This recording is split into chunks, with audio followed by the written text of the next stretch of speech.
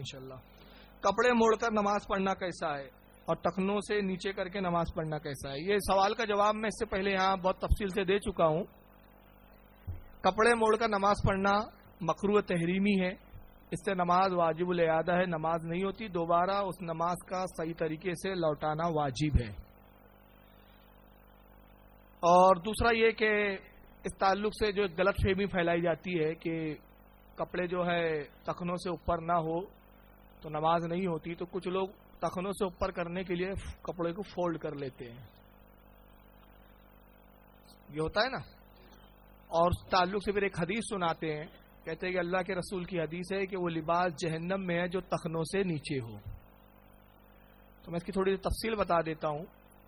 اس کی تفصیل یہ ہے کہ یہاں لباس سے جو مراد ہے جو ٹخنوں سے نیچے ہو، صاف حدیث میں آیا کہ وہ لباس جہنم میں ہے جو ٹخنوں سے نیچے ہو جو بطور تکبر ہو، یعنی جس میں تکبر کی نیت سے لباس لٹکایا جائے وہ لباس جہنم میں. اگر تکبر نہیں ہے تو وہ لباس بھی جہنم میں نہیں ہے. اب یہ میں لفظوں سے نہیں کھیل رہا ہوں بلکہ حدیث کا پورا حدیث نہیں سناتے، اسی حدیث کا یہ حصہ ہے کہ سب سرکار نے جملے کہے تو حضرت ابو بکر صدیق رضی اللہ تعالیٰ عنہ روتے ہوئے آتے ہیں جب ان کو بات سرکار کی پتہ چلی. اور حضرت ابو بکر صدیق تھوڑے موٹے تھے، پیٹ نکلا ہوا تھا آپ کا، تو آپ جو تہبند باندھتے یا پاجامہ پہنتے وہ پیٹ بڑا ہونے کی وجہ سے پاجامہ کھسک جایا کرتا تھا، نیچے آ جاتا اور لباس ٹخنوں پہ آ جاتا. تو عرض کرتے یا رسول اللہ میں تو ہلاک ہو گیا سرکار، میری تون بڑی بھی ہے اور لباس ٹخنوں سے نیچے آ جاتا ہے. تو اللہ کے نبی نے فرمایا ابو بکر تو تکبر نہیں کرتا، تو ان میں سے نہیں ہے. تو یہ حدیث نے واضح کر دیا کہ لباس کون سا ہے ٹخنوں سے نیچے ہے جو تکبر کی نیت سے ہو، گھمنڈ کی نیت سے. اب یہ گھمنڈ کس اعتبار سے ذرا سنیے اس کا پس منظر کیا ہے. جب مسلمان اسلام میں داخل ہوئے لوگ کفار تو بہت سارے اس میں غریب تھے، غربا پہلے اسلام میں آئے. تو وہ ہے کہ ان کے پاس لباس تھا نہیں ٹھیک سے. بعض مسلمانوں کا یہ حال تھا کہ تہبند پہنا ہے تو پیٹ کھلا ہوا ہے، پیٹ اگر ڈھانپنے جائے تو شرمگاہ کھل جائے.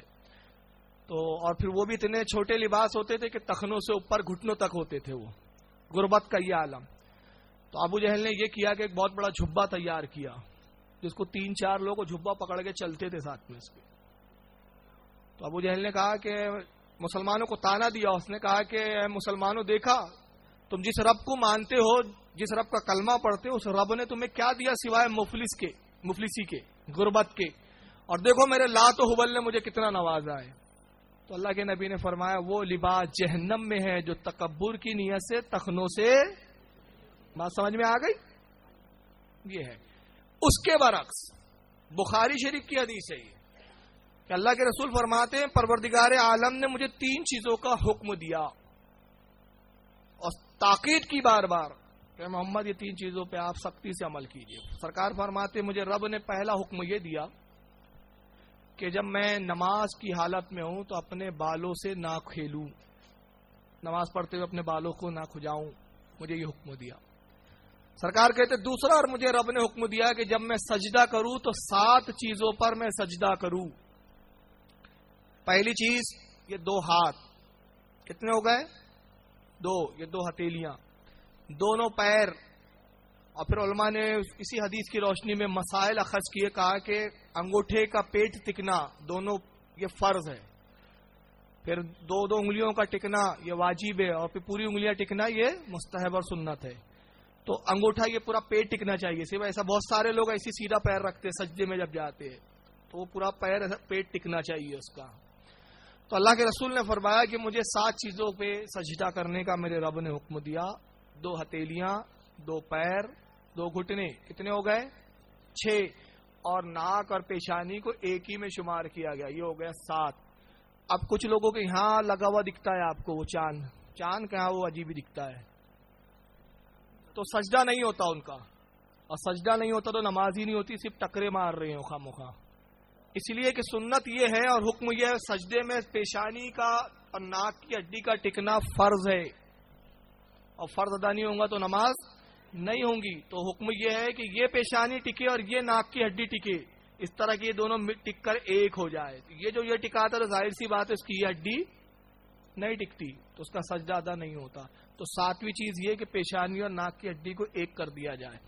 اور تیسرا فرماتے ہیں کہ اللہ کے رسول میرے رب نے مجھے سختی کے ساتھ حکم دیا کہ جب میں نماز کے لیے آؤں اور نماز پڑھوں تو کپڑوں کو نہ سمیٹوں.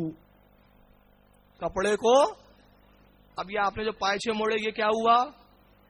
سمیٹنا. تو اس سے نماز گئی مکروہ تحریمی. تو الٹا آپ گئے تھے. اب رہ گئے کہ رسول اللہ نے جو کہا, جو حدیث پیش کرتے ہیں یہ کہ وہ لباس جو تخنوں کے نیچے ہو, میں ان کا ترجمہ کر رہا ہوں, تکبر لفظ نہیں کہوں گا کیونکہ تکبر کا لفظ چھوڑ دیتے ہیں. جو لباس تخنوں سے نیچے ہے وہ جہنم میں سے. تو میں کہتا ہوں رسول اللہ نے یہ حدیث میں کہاں فرمایا کہ سرکار نے کہا ہو کہ وہ لباس جو نماز کی حالت میں تخنوں سے نیچے ہو وہ جہنم میں ہے؟ یہ نہیں ہے, بلکہ حکم مطلقاً ہے, یعنی ہمیشہ جو لباس پہنے وہ تخنوں سے اوپر پہنو.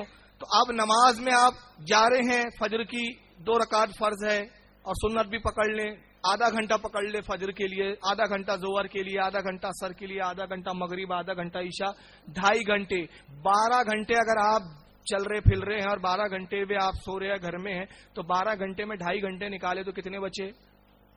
9.5. تو 9.5 گھنٹے تو آپ کا لباس جہنم میں لٹک رہا ہے, 2.5 گھنٹے بچا رہے ہیں آپ. پھر تو حکم یہ, اس کا مطلب یہ نہیں ہے, بلکہ حکم یہ ہے کہ مطلقاً ہمیشہ ویسی لباس پہنے آپ. اب اگر بالفرض کوئی لباس اتنا لمبا تخنوں سے اوپر نہیں پہنتا, نیچے ہے اور تکبر نہیں ہے تو جائز ہے. اب یہاں مسئلہ سن لے, کوئی لباس ایسا پہنتا ہے کہ تخنوں سے نیچے ہے مگر تکبر نہیں ہے تو جائز ہے.